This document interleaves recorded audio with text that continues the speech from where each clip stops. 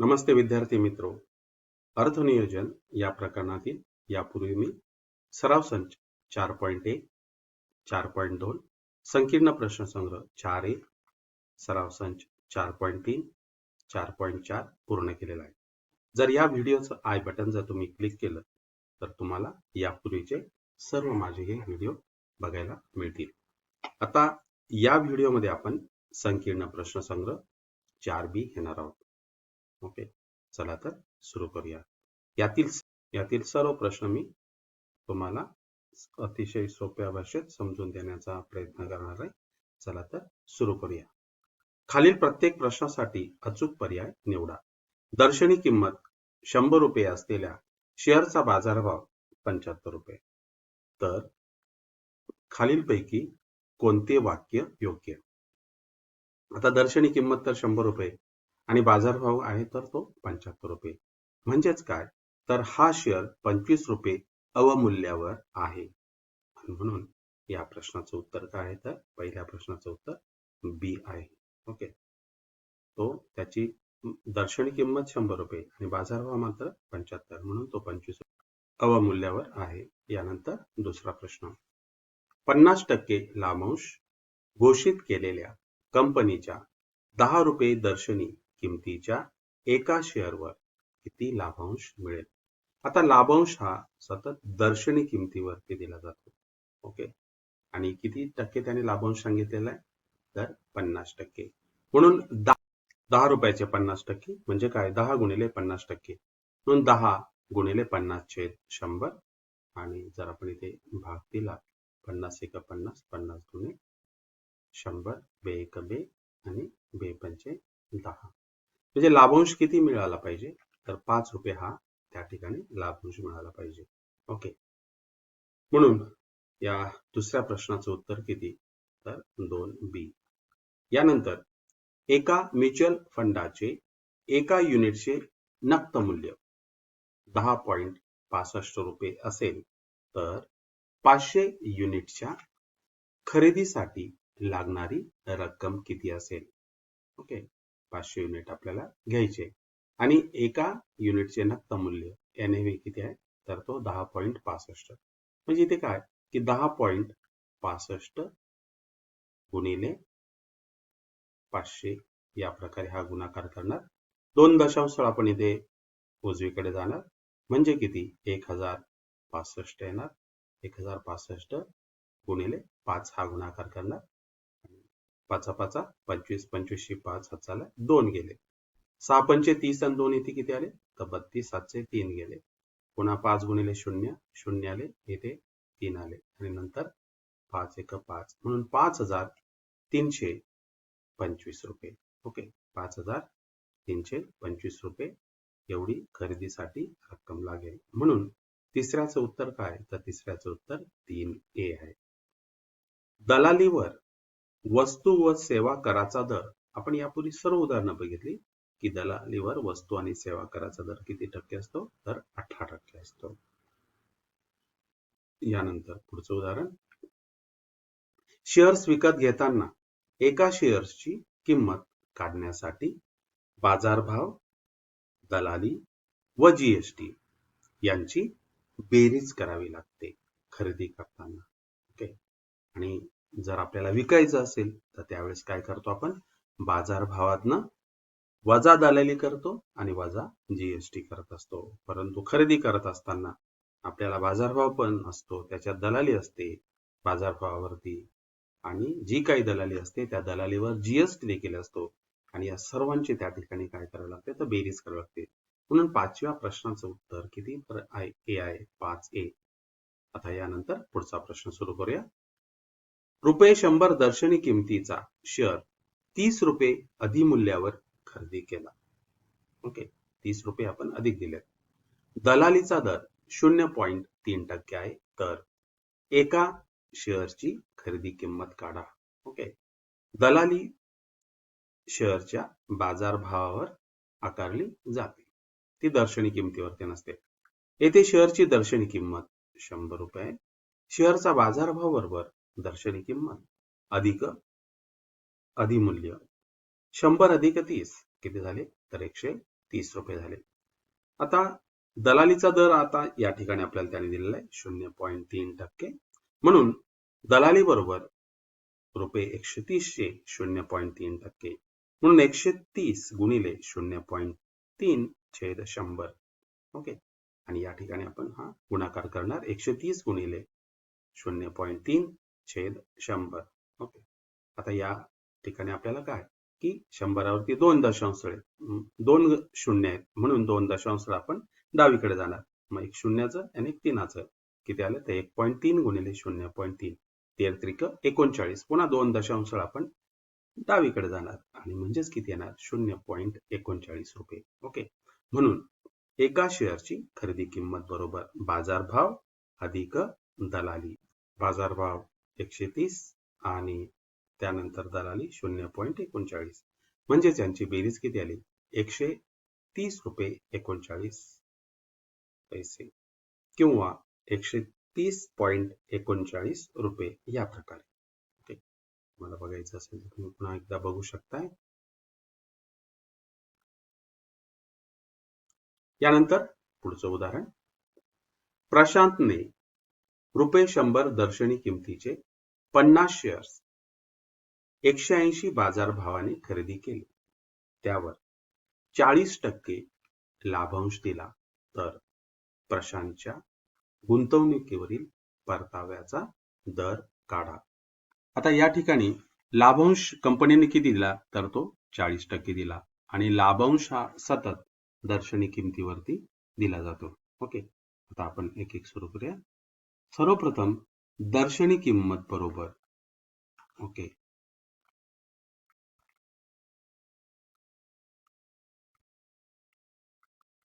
दर्शनी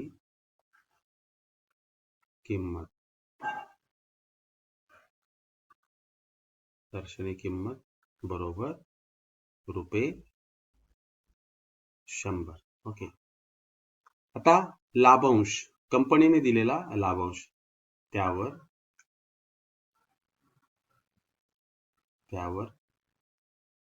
मिळालेला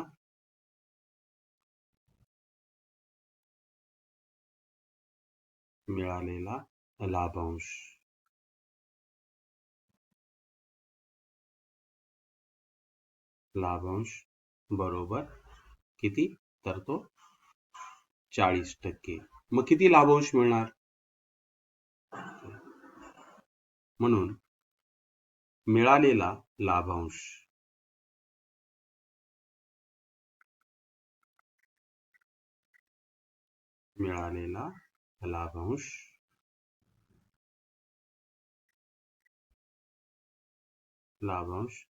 बरोबर.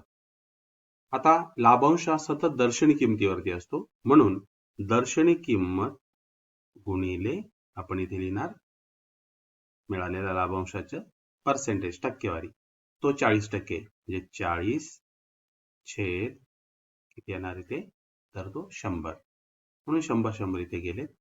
याचा अर्थ काय की लाभांश किती रुपये मिळाला तर लाभांश 40 रुपये मिळाला. परंतु एक शेअर घेण्यासाठी त्यावेळेस बाजारभाव किती होता तर 180 रुपये होते. म्हणून प्रशांतने जेव्हा 180 रुपये शेअर्समध्ये गुंतवले तेव्हा त्याला लाभांश किती मिळाला तर तो 40 रुपये मिळाला. म्हणून परताव्याचा दर ते लिहिणार आपण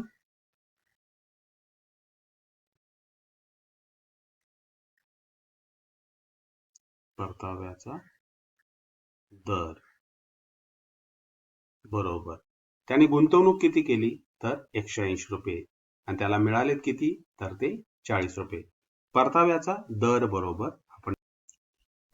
दर बरोबर लाभांश छेद गुंतवणूक गुणिले 100. आता लाभांश झालेला आहे 100 रुपये आणि त्यासाठी गुंतवणूक किती करावी लागली तर 180 रुपये. ओके. इथे 180 गुणिले किती लिहिणार इथे 100. ओके. आता मग इथे भाग देणार आपण हा शून्य इथे कट झाले इथे शून्य कट झाले. ओके. ते 2 9 18 आणि 2 दुणे 4 आणि ते 20 गुणिले 10 किती आले तर ते 200 आणि छेद 9. आता इथे आपण भाग देणार त्याला. 9 1 9. ओके.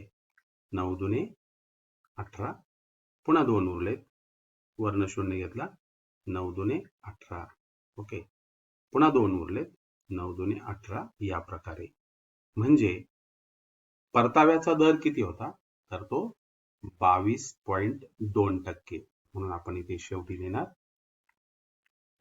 परताव्याचा दर बरोबर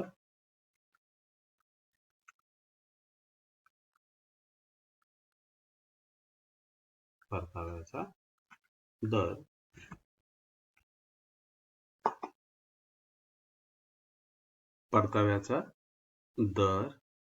बरोबर 22.2%.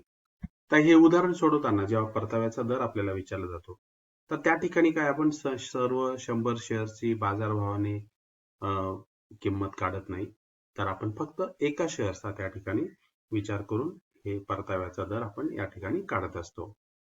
ओके. पुन्हा तुम्ही बघू शकताय.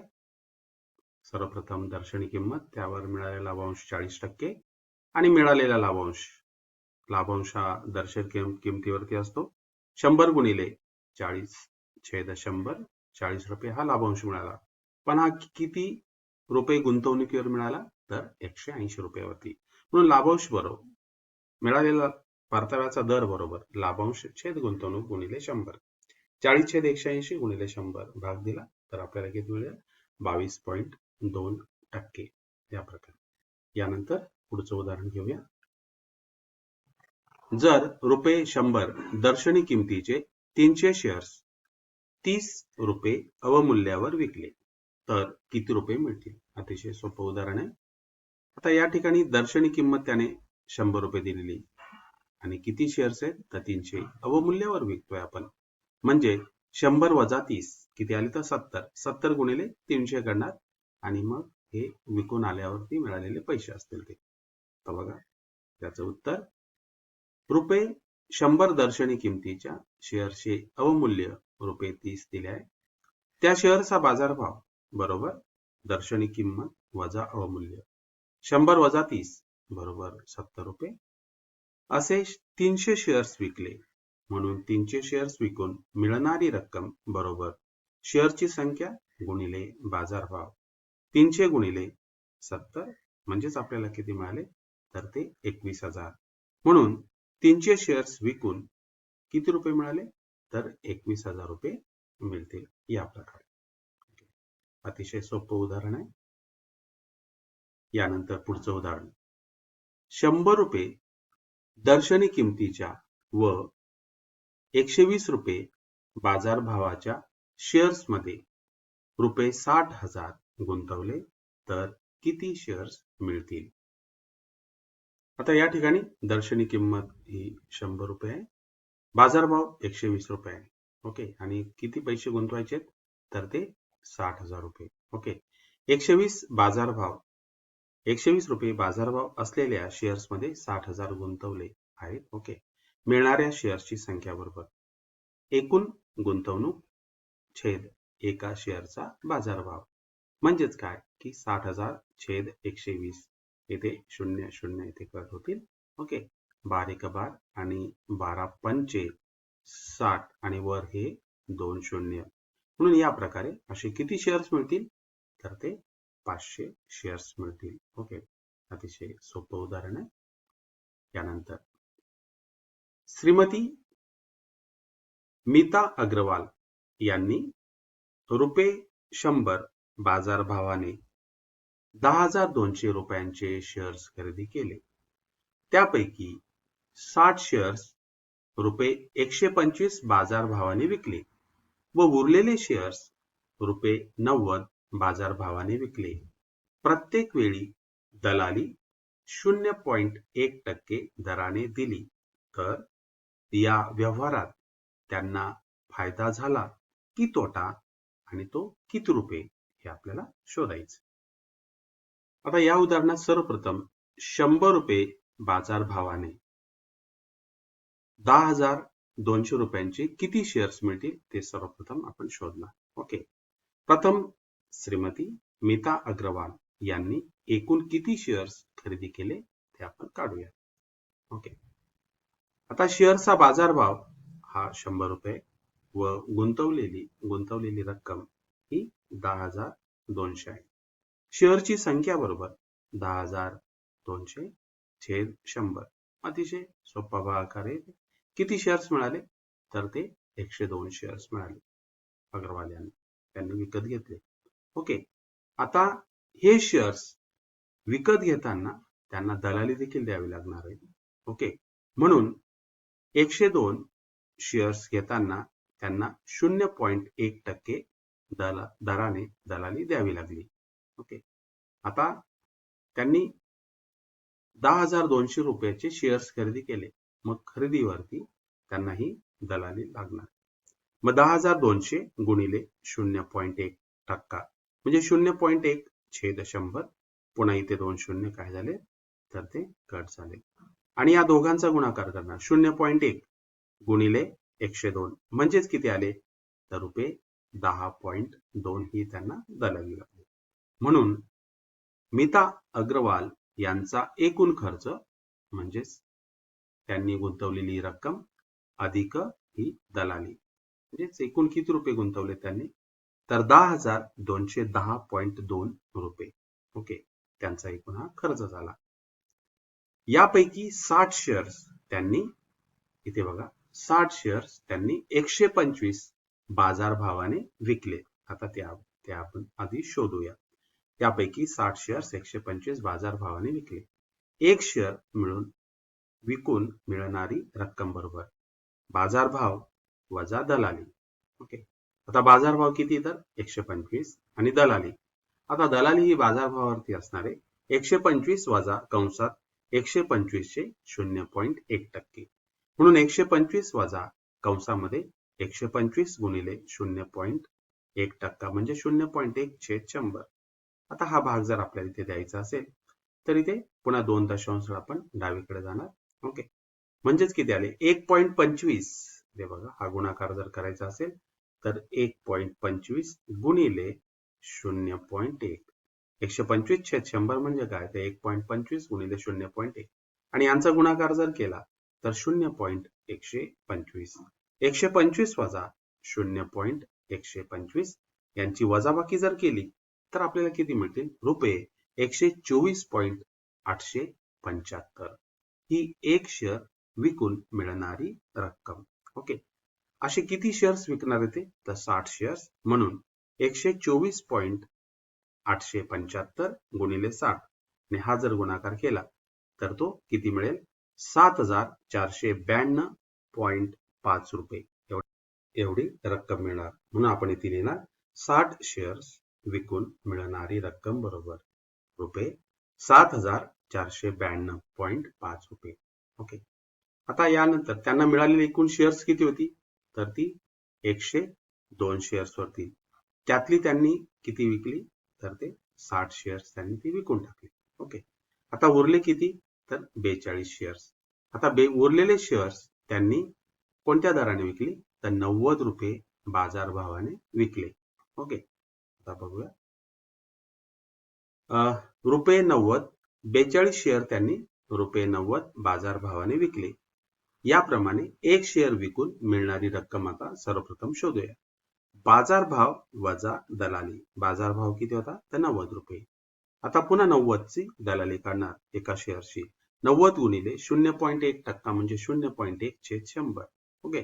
पुन्हा या ठिकाणी किती 90 छेद 100 म्हणजे किती आले तर 0.9 गुणिले 0.1 आणि यांचा गुणाकार जर केला 9 1 9 आणि 2 दशांश डावीकडे जाणार. पहिलं 9चं गेलं, त्यानंतर इथे कुठल्याही प्रकारची संख्या नाही, शून्य लिहिला, नंतर आपण इथे पॉईंट दिला. म्हणून दलाली किती आली तर एका शेअरवरची 0.09 रुपये आणि ही 90 मधनं आपण वजा केली.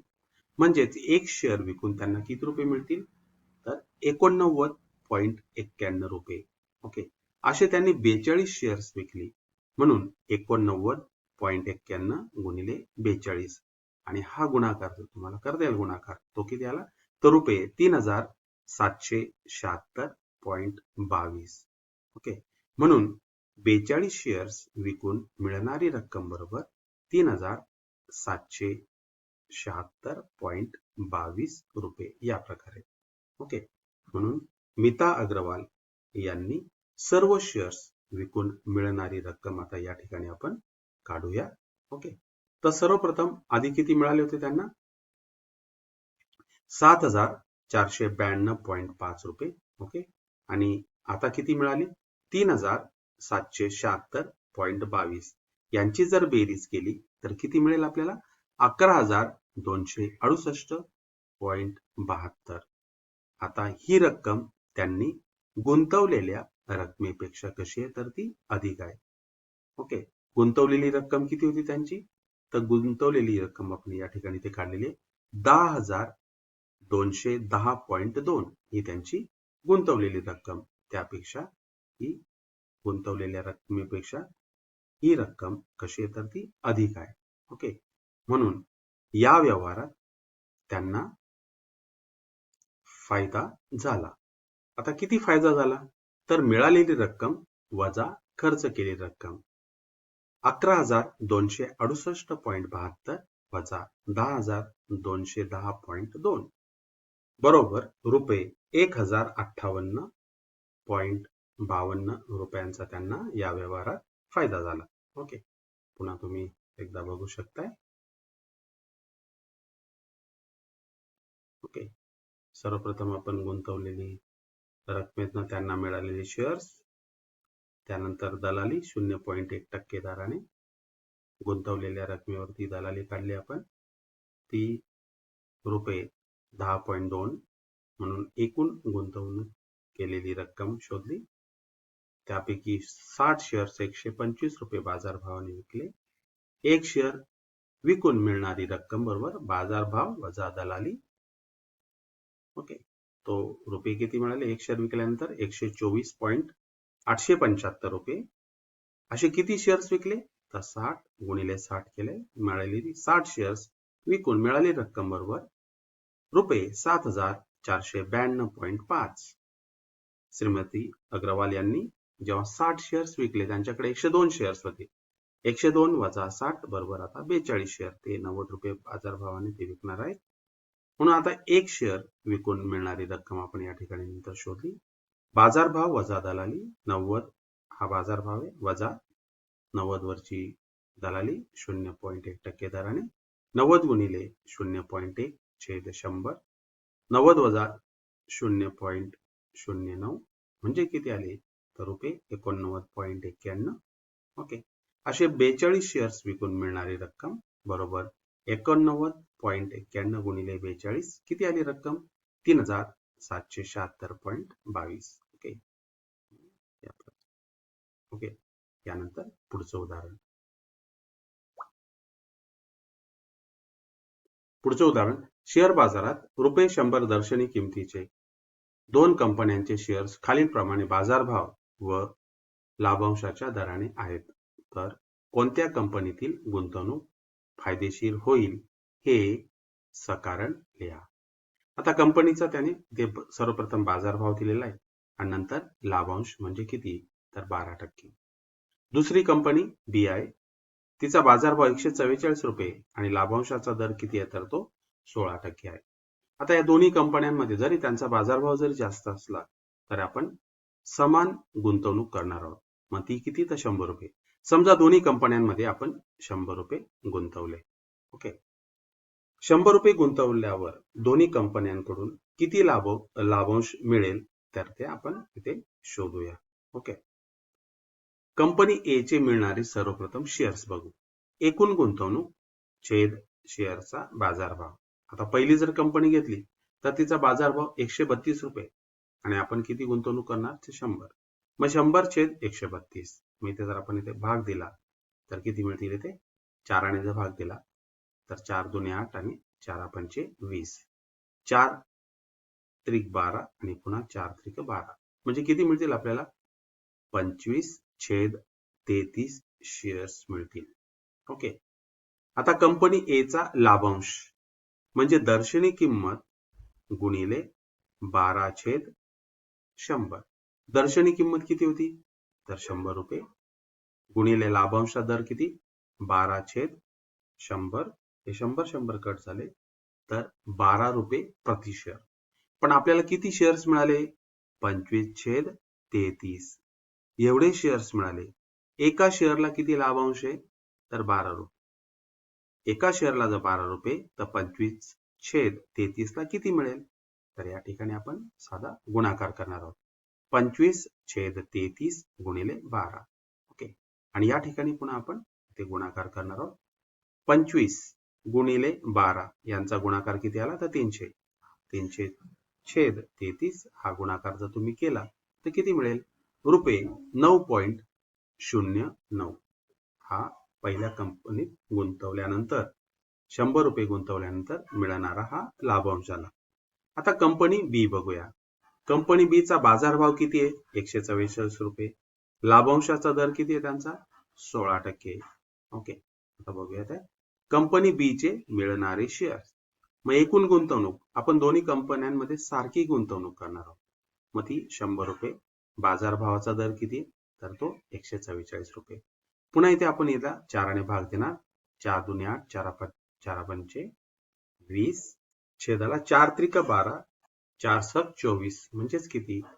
25/36 शेअर्स आपल्याला मिळतील जर 100 रुपये आपण गुंतवणूक केल्यानंतर. कंपनी बी चा लाभांश बरोबर दर्शनी किंमत गुणिले 16/100. 100 इथे कट झाले. म्हणून प्रति शेअर किती आपल्याला लाभांश मिळणार? तर 16 रुपये. ओके. प्रति शेअर. परंतु आपल्याकडे किती शेअर्स आहेत? 25/36. म्हणून 25/36 शेअरवर मिळणारा लाभांश बरोबर 25/36 गुणिले 16. आणि जर आपण हा भागाकार केला तर आपल्याला इथे किती मिळतील? रुपये 11.11 या प्रकारे. म्हणून आधीच्या ए या कंपनीकडून मिळणारा लाभांश किती होता? तर रुपये 9.09. ओके. आणि दुसऱ्या कंपनीकडनं किती मिळाले? रुपये 11.11. म्हणजेच कंपनी बी कडून आपल्याला अधिक लाभांश मिळतोय. म्हणून कंपनी बी कडून मिळणारा लाभांश हा कसा आहे? तर तो अधिक आहे. म्हणून कंपनी बी मध्ये केलेली गुंतवणूक ही फायदेशीर आहे. ओके. पुन्हा एकदा तुम्ही बघू शकताय.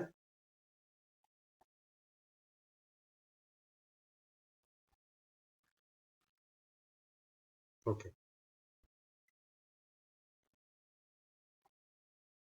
यानंतर पुढचा प्रश्न. श्री आदित्य संघवी यांनी रुपये 100 दर्शनी किमतीचे शेअर्स रुपये 50 बाजारभाव असताना रुपये 50,118 गुंतवून खरेदी केले. या व्यवहारात त्यांनी 0.2% दलाली दिली. दलालीवर 18% दराने जीएसटी दिला. तर त्यांना 50,118 रुपयात किती शेअर्स मिळतील? ओके.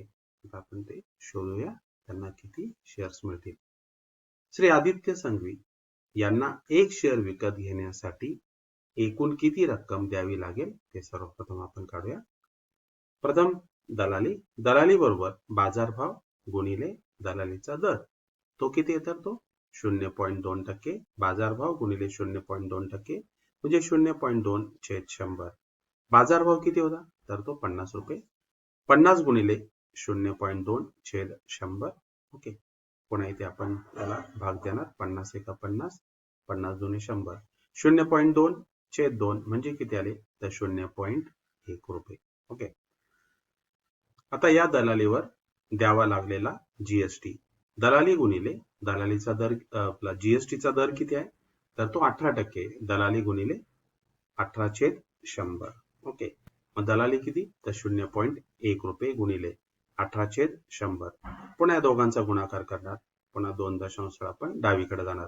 पहिला गुणाकार बघा. 0.1 गुणिले 18 म्हणजे किती आले? तर 1.8. आणि छेदाला पुन्हा इथे किती येतील? तर ते 100. आणि मग 2 दशांश आपण पुन्हा डावीकडे जाणार. म्हणून 0.1 0.018 रुपये. ओके. म्हणून एक शेअर खरेदी करताना खरेदीची किंमत किती? तर बाजारभाव अधिक दलाली अधिक जीएसटी. बाजारभाव किती आहे? तर 50 रुपये. दलाली किती? तर 0.1. जीएसटी किती आहे? तर 0.018. आणि यांची जर बेरीज केली तर किती मिळतील? रुपये 50.118. या प्रकारे एक शेअर विकत घेण्यासाठी लागलेला खर्च 50.118 खर्च आला. ओके. या किमतीप्रमाणे त्यांनी किती रुपये गुंतवले? किती रुपयांचे शेअर्स खरेदी केले? तर 50,118 रुपयांचे शेअर्स घेतले. आणि हा भागाकार अतिशय सिंपल त्याच प्रकारच्या संख्या असतात बघा इथे. आता त्यांच्याकडे 50,118 रुपये होते. एका शेअर्सची किंमत ते जीएसटी दलालीसह किती येतं? 50.118. आणि या सारख्या संख्यात बघा, अंशाला आणि छेदाला आपण 1000 ने गुणणार आणि मग इथे 3 दशांश आपण इकडे आलो तर हे दोन्ही काय होणार? इथे कट होणार आणि मग आपल्याला किती शेअर्स मिळतील? तर इथे 1000 शेअर्स मिळतील. म्हणून श्री आदित्य संघवी यांना किती शेअर्स? तर 1000 शेअर्स मिळतील. ओके. यातली आकडेमोड ही महत्वाची आहे. पुन्हा तुम्ही एकदा बघू शकताय.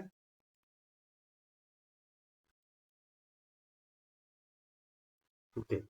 यानंतर श्री बाटलीवाला यांनी एका दिवसात एकूण रुपये 30,350 किमतीच्या शेअर्सची विक्री केली व रुपये 69,650 किमतीच्या शेअर्सची खरेदी केली. त्या दिवशीच्या एकूण खरेदी विक्रीवर 0.1% दराने दलाली दिली. दलालीवर 18% वस्तू व सेवा कर दिला. तर या व्यवहारात दलाली आणि वस्तू व सेवा करावरील एकूण खर्च काढा. ओके.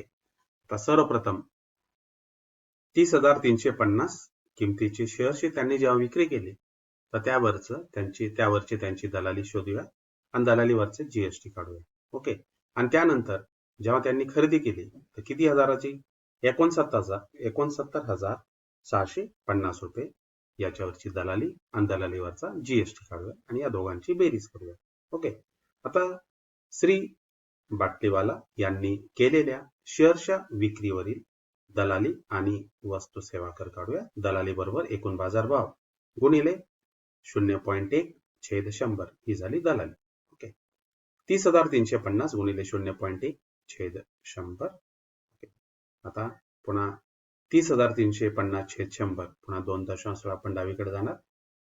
303.5 गुणिले 0.1 पुन्हा 1 दशांश डावीकडे जाणार. म्हणून किती आले? तर दलाली किती आली? तर रुपये 30.35. ओके. या दलालीवर आता जीएसटी काढूया. जीएसटीचा दर 18% आहे. म्हणून 30.35 गुणिले 18 छेद 100. ओके. पुन्हा 2 दशांश इकडे डावीकडे जाणार. म्हणजेच आपल्याला किती मिळेल? 0.3035 गुणिले 18 आणि यांचा जर गुणाकार केला तर रुपये किती मिळतील? तर रुपये 5.463. म्हणजेच किती? तर रुपये 5.46. म्हणून शेअर्सची विक्री पहिल्या व्यवहारात शेअर्सची विक्री करताना झालेला खर्च सर्वप्रथम हा दलालीचा खर्च आणि दुसरा वस्तू आणि सेवा कर म्हणजे जीएसटी 30.35 अधिक 4.46 बरोबर 35.41. आता यानंतर दुसऱ्या व्यवहारात त्यांनी खरेदी केलेली 69,650 रुपयांची. यावर आपण दलाली काढूया 0.1% दराने. ओके.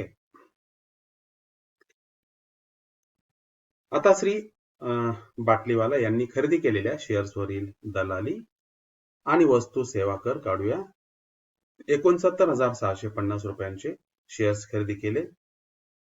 त्यावर द्यावी लागणारी दलाली बरोबर एकूण बाजारभाव गुणिले दलालीचा दर 0.1%. 69,650 गुणिले 0.1. ओके. पुन्हा 2 दशांश आपण इकडे डावीकडे जाणार. 696.50 गुणिले 0.1. पुन्हा 1 दशांश डावीकडे जाणार. म्हणजेच किती आले? तर रुपये 69.65. आता 69.65 यावर दलाली प्लस जीएसटी शोधूया. म्हणून यावरील दलालीवरील जीएसटी बरोबर दलाली गुणिले 18%. म्हणजे दलाली किती झाली? तर 69.65 गुणिले 18%. ओके. पुन्हा 2 दशांश इकडे डावीकडे जाणार आणि किती आले?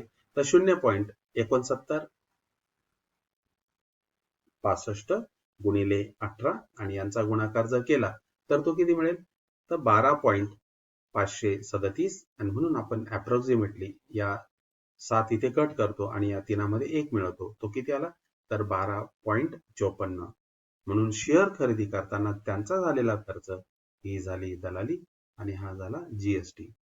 ती किती आली? तर 69.65 अधिक 12.54 आणि यांची बेरीज किती आली? तर रुपये 82.19. पहिल्या व्यवहारात झालेला खर्च अधिक दुसऱ्या व्यवहारात झालेला खर्च 35.81 अधिक 82.19 बरोबर रुपये 118. हा त्यांचा एकूण खर्च झाला. म्हणून शेवटी उत्तर दलाली आणि वस्तू व सेवा करावरील त्यांचा त्या दिवशी झालेला खर्च रुपये 118 आहे. पुन्हा एकदा तुम्ही बघू शकताय.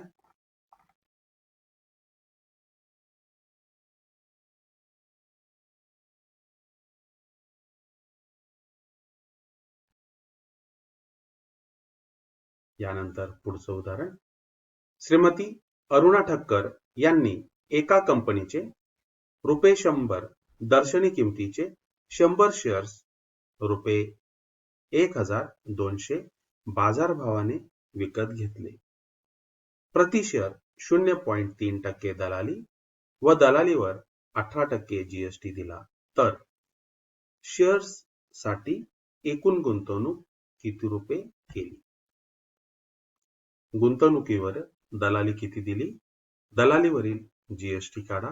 100 शेअर्ससाठी एकूण किती रुपये खर्च झाले? ओके. आता एक शेअर्सचा बाजारभाव किती होता? तर 1200 रुपये. असे 100 शेअर्स खरेदी केले. म्हणून 100 शेअर्सची एकूण किंमत 1200 गुणिले 100 बरोबर रुपये 1,20,000. म्हणून उत्तर शेअर्ससाठी एकूण गुंतवणूक रुपये 1,20,000 ची केली. ओके. आता या गुंतवणुकीवर 0.3% त्यांनी दलाली दिली आहे. ओके. गुंतवणुकीवरील दलाली बरोबर 1,20,000 गुणिले 0.3% म्हणजे 0.3/100. ओके. आता या ठिकाणी हे 2 शून्य कट झाले. 1200 गुणिले 0.3 यांचा गुणाकार किती आला? तर रुपये 360. म्हणून त्यांनी किती दलाली दिली? तर रुपये 360 ही दलाली दिली. आता दलालीवर जीएसटी. दलालीवर 18% दराने जीएसटी दिला. 360 गुणिले 18/100. ओके. म्हणजेच पुन्हा यानंतर पुन्हा 2 दशांश आपण तिथे डावीकडे जातो. इथे किती आले? तर 3.6 गुणिले 18 आणि यानंतर यांचा गुणाकार किती आला? तर रुपये 64.80. म्हणून दलालीवर दिलेला जीएसटी किती आहे? तर रुपये 64.80 जीएसटी भरलाय. ओके. आता 100 शेअर्ससाठी झालेला खर्च म्हणजे किती? खरेदी केली. बाजारभाव अधिक दलाली अधिक जीएसटी 1,20,000 अधिक 360 अधिक 64.80 म्हणून 100 शेअर्ससाठी झालेला खर्च बरोबर 1,20,424.80 रुपये हा त्यांचा एवढा खर्च झाला. ओके. पुन्हा तुम्ही एकदा बघू शकता.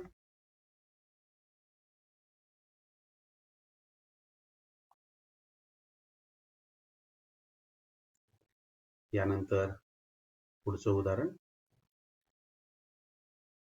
श्रीमती अनघा दोशी यांनी 100 रुपये दर्शनी किमतीचे रुपये 660 बाजारभावाचे 22 शेअर्स घेतले. तर त्यांनी एकूण किती रुपये गुंतवणूक केली?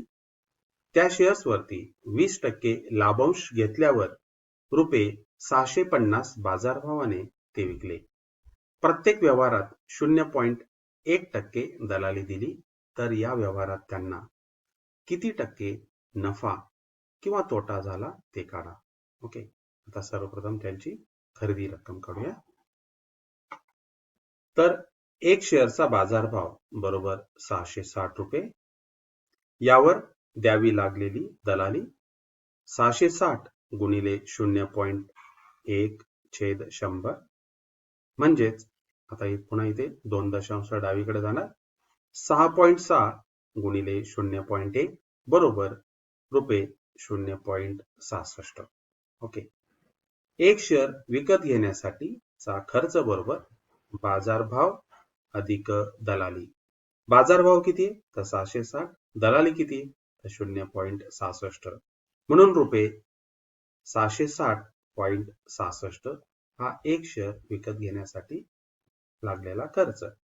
श्रीमती अनगा यांनी 22 शेअर्स विकत घेतले आहेत, म्हणून त्यांची एकूण गुंतवणूक बरोबर 660.66 गुणिले 22 बरोबर रुपये यांचा जर गुणाकार केला तर किती मिळेल तुम्हाला? तर 14,534.52 हा गुणाकार मिळेल. आता यानंतर त्या शेअरची दर्शनी किंमत किती आहे? तर रुपये 100 आहे. एका शेअरवर मिळणारा लाभांश बरोबर दर्शनी किंमत गुणिले 20/100 म्हणून 100 रुपयावरती त्यांना किती मिळाले? तर लाभांश 20 रुपये मिळाला. 22 शेअर्स वरील एकूण लाभांश बरोबर 22 गुणिले 20 बरोबर यांचा गुणाकार जर केला तर तो किती मिळेल? तर 440 रुपये. हे 22 शेअर्स त्यांनी 650 बाजारभावाने आता विकले. ओके.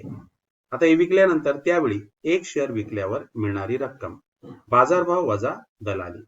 मग 650 वजा 650 गुणिले दलाली 0.1%, 0.1/100. ओके. पुन्हा 2 दशांश डावीकडे जाणार. 6.5 गुणिले 0.1 यांचा गुणाकार केला 0.65. पुन्हा 650 वजा 0.65 यांची जर वजाबाकी केली तर रुपये 649.35 ही तुम्ही वजाबाकी करू शकताय. ओके. 22 शेअर्स विकल्यानंतर मिळणारी रक्कम बरोबर 649.34 गुणिले 22 आणि हा जर गुणाकार केला तर तो किती मिळेल? 14,285.70. ओके. म्हणून श्रीमती अनगा दोशी यांना मिळालेली एकूण रक्कम आता काढूया. मिळालेली एकूण रक्कम बरोबर लाभांश अधिक 22 शेअर्स विकून मिळालेली रक्कम. मग लाभांश किती होता? तर तो 440 रुपये होता आणि ही विकून आलेली रक्कम. तर यांची आपण या ठिकाणी बेरीज करणार. 440 अधिक 14,285.70. ओके. 22 शेअर्स विकून मिळालेली रक्कम. तर ती यांची बेरीज किती आली? तर 14,725.70. त्यांनी एकूण रुपये 14,534.32 हे गुंतवलेले होते. त्यांना मिळालेली रक्कम या गुंतवणीपेक्षा जास्त आहे, म्हणून त्यांना या व्यवहारात नफा झाला. आता त्यांचा नफा बघा. त्यांचा नफा बरोबर मिळालेली रक्कम 14,725.70 वजा 14,534.52 वजाबाकी केली तर रुपये 191.18 ही त्याची वजाबाकी. यावरून त्यांचा आपण शेकडा नफा काढूया.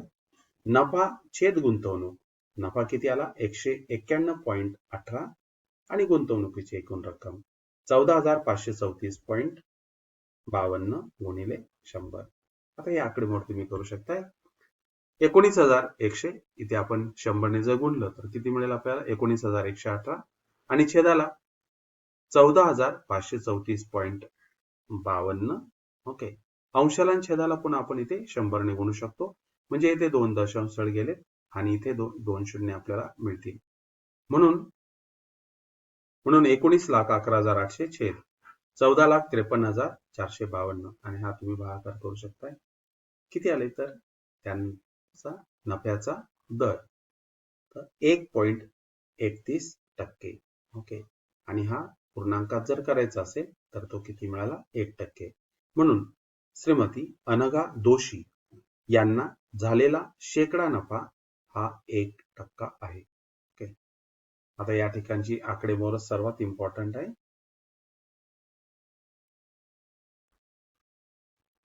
पुन्हा तुम्ही एकदा बघू शकता.